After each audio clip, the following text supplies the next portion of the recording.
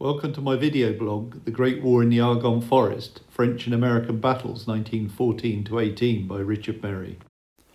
Chapter 2, Bob Merry's Life from 1895 to 1914. After leaving school, Bob started working for the Birmingham-based Dunlop Rubber Tyre Company. By 1895-96, Bob had left London and started working in the Amsterdam office.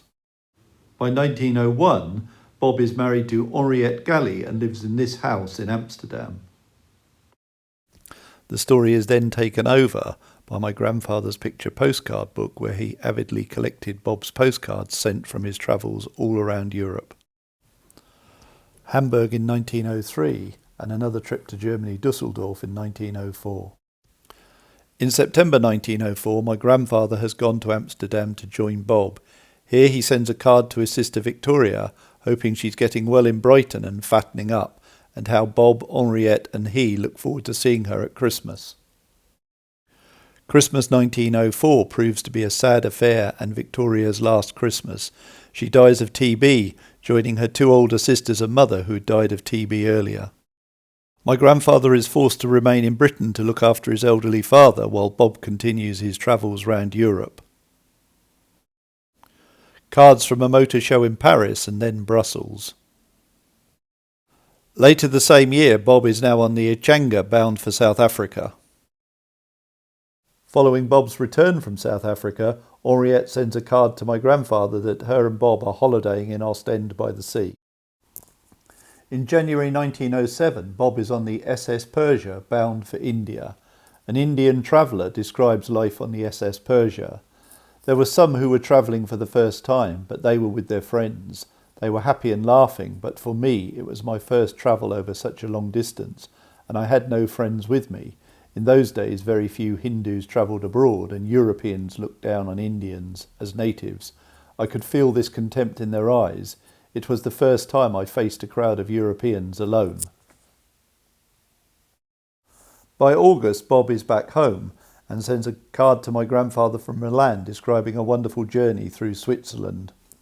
Later on the same holiday, Bob sends a card from Lake Garda where he says the storms over the lake and the heat are too much for he and Henriette. In November, Bob is back in Italy, in Turin. In December, Bob is in Berlin, standing in front of the statue of the first German Kaiser, Wilhelm I. It will be exactly 7 years later Bob is demanding the Allies march to Germany and smash the Kaiser. In January 1908, Bob is now on the SS Johannesburg, bound again for South Africa. In 1907, Bob and Henriette moved to Paris, then in the thrall of the Belle Époque, or the good old days, which had followed France's ignominious defeat to Germany in the 1871 war. The country recovered financially quickly. Impressionist paintings put France at the centre of global life, and Art Nouveau decorated the finest saloons. It appears Bob had arrived in Paris to work for Moores, a sports car company that had hit on hard times. Under the mercurial new proprietor, André Citroën, he set about reviving the company's fortunes.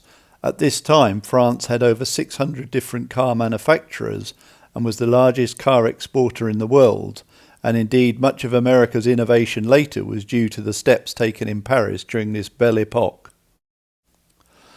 Bob's career flourished during this golden period, but was marred by great personal tragedy with the early death of his wife sometime during 1907-1908. During the interceding period, Bob once again found love with Adrienne Tacquenet, and they were married in 1913. Not long after Bob was married, he soon found himself travelling abroad on what was to turn out to be his final trip to South Africa, returning in April 1914. In June 1914, Bob would have keenly followed the 12th Tour de France. Even as the winners came down the Champs-Élysées on the 26th of July, the drums of war were inexorably beating. So please watch out for further blogs from the Great War in the Argonne Forest, French and American Battles 1914 to 18.